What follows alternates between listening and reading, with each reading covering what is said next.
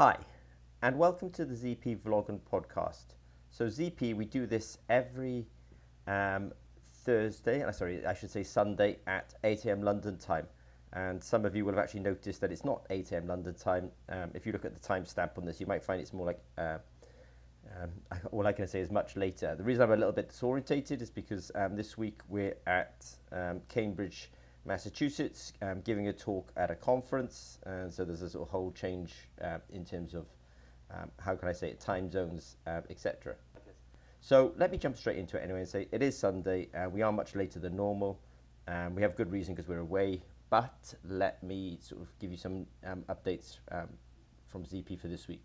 So we did put out a bit of a note around really guidance for people manufacturing SARS-CoV-2 diagnostic tests.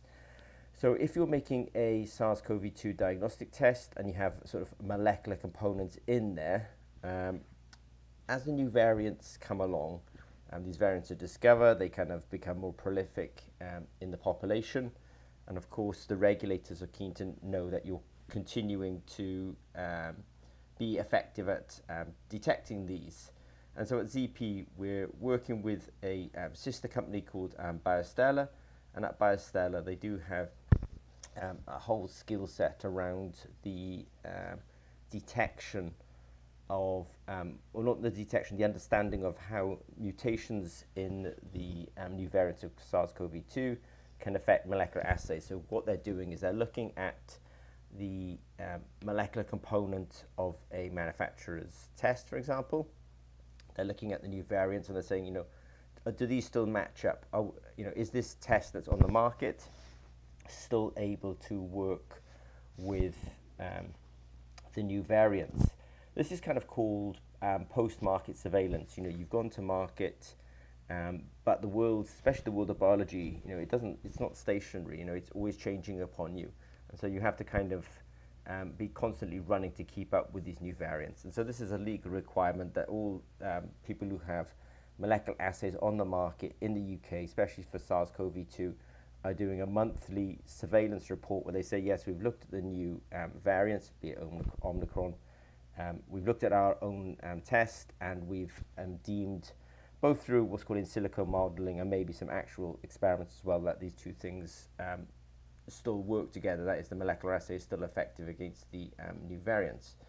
So that is some news that we've put out from ZP this week.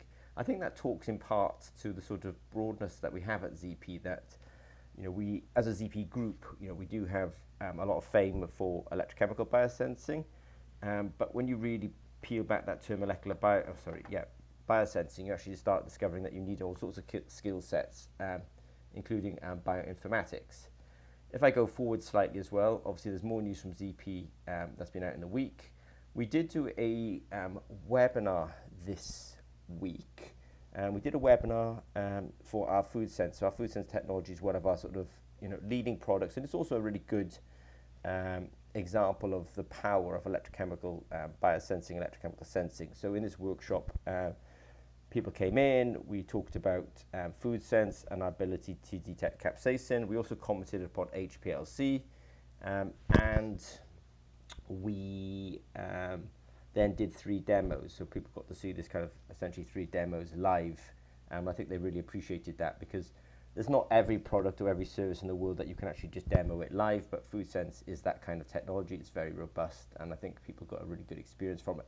That said, we're going to do it again on the 22nd of June, so if you know anyone who's sort of interested in FoodSense, just let them know that we're going to do 2 demos on that day. Essentially one in the morning and one in the evening of the UK time, just so we can cover most of the global time zones. So there will be a new webinar with 3 live demos on the 22nd of June, and I hope people will be able to sign up for that. Some other news from the ZP this week is it just seems to be workshops at the moment, but we've got some very good strong ties with Warwick University. At Warwick University, we do have a PhD being sponsored by us, and as part of that, as part of our sort of general collaboration, we are holding a neurosciences or biosensors in neurosciences workshop, and this will be happening on the 7th of September 2023. So we have put some notes out about that. So if people want to understand how to use microbiosensors in their neuroscience research, basically don't hesitate to kind of come to that. And as I say, that's not till the 7th of September, so plenty of time to sign up. Of course, I made the accident at the beginning of this vlog and said, oh, well, it's Thursday. It's not Thursday, it's definitely a Sunday. But I said it because, of course, we do our ZP Developer Zone webinar every Thursday at 8 a.m. London time, where we basically sort of answer questions that have come in during the week. And some of the questions that come in during the week is how to make an MVP, a minimally viable product, how to do glucose sensing in cell culture, and we're helping somebody troubleshoot what's called the Easy Flex at the moment. We did do some notes on vapor deposited gold electrodes, and we also talked about sensors for urinalysis, including cortisol. So we did have a busy webinar this week for our ZP Developer Zone. So if you have any questions of ZP, don't hesitate to contact us, because we do sort of put these things into a weekly webinar, and we have one running this Thursday, for example, and I've spent a good few hours already kind of researching some of the questions that have come in. So it's a good way of getting at least an independent opinion on some of your technical questions that you may have. And as I say, that the next one will be on the 25th of May 2023. Something else that we're working a lot on at the moment is at ZP. Today I have mentioned that actually we've got this new company associated with us which does bioinformatics, so that's a lot of molecular work. But of course we do stay true to some of the things that are at our heart, which is electrochemistry and electrochemical techniques, and we are an ISO 13485 business. And one of the more unusual fabrication techniques that we have is electropolymerization. Electropolymerization is a really good way of quite precisely putting polymers onto electrode surfaces exactly where you want them. You don't have to worry about trying to target the material on the electrode. It's only going to polymerize essentially on the electrode. So we do have a new system that we call Volt Deposit. Volt Deposit is able to really scale electropolymerization, and we would just kind of put some data out this week about Volt Deposit being used in a pyrrole to polypyrrole electrosynthesis on top of some electrodes. So we did put out some notes regarding that this week. And this happens a lot, and I've realized we've suddenly been able to sort of adjust. A lot of people are very interested in developing inks for biosensors. They're also very interested in developing pastes for biosensors. They're also very interested in developing novel electrodes for biosensors.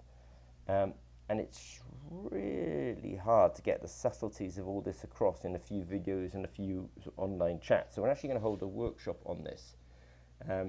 So there's been a workshop organized for the 20th and the 21st of June 2023. This will be in Norway. It will include an introduction to electrochemistry, an introduction to good design. This is really important because I think people just don't know where to start with good design for electrodes. An introduction to the economics of screen printed electrodes, an introduction to the theory and science of printing, a brief history of printing and in sensing and biosensing, the applications of screen printed electrodes in real world applications, hands-on printing, curing and testing, so people get to basically make their own electrodes and take them home with them. You can also bring your own materials, and we'll print those, or at least we'll attempt to print those, and you can take those home with you. We'll talk about quality control in screen printing, an introduction to the link between screen printing and performance, and we'll also, as I say, everyone can take home their electrodes. So I think this is by far one of the biggest inquiry sets that we have, is can I make a custom electrode? Can I make a custom paste? Can I make, and yeah, the answer is yes. And actually, let's do a workshop on this so that people can actually try with us, because otherwise I think,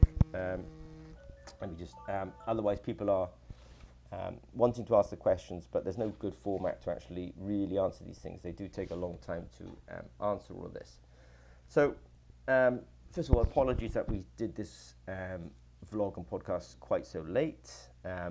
When you change time zones, obviously you kind of get a little bit confused, and I think that's what's happened here. But at ZP, we will always put out our news on these Sunday vlogs and podcasts. And if you've got any questions as ZP, especially technical questions, don't hesitate to reach out to us, because of course we will do our ZP Developer Zone webinar on Thursdays at approximately 8 a.m. UK time. And if you're interested, by the way, we are in we are in Cambridge/Boston, Massachusetts this week to give a talk at a conference being held at MIT. Okay, I wish you basically good luck and have a good week. Thank you very much.